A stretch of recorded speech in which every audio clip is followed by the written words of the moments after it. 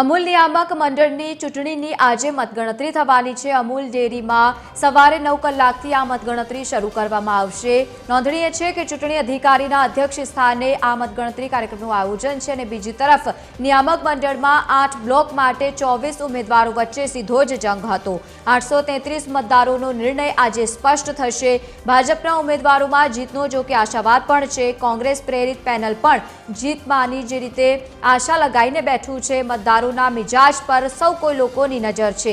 4 બેઠકો પરના પરિણામો પર રહેશે રસાકસી। નડિયાદ સહિત કઠલાલ, આણંદ અને માતર બેઠક પર સૌ લોકોની નજર છે।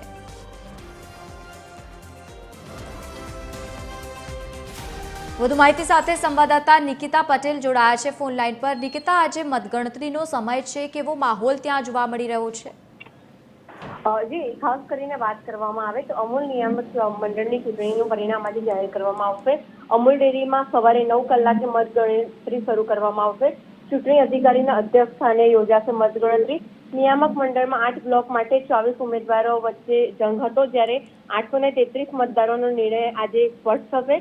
ભાજપમાં ઉમેદવારોના જીતનો આશાવાદ છે, જ્યારે કોંગ્રેસ પેનલ પણ જીતવાની આશા લગાવી રહી છે। મતદારોનો મિજાજ પર સૌની નજર છે। 4 બેઠકોના પરિણામ પર રહેશે રસાકસી।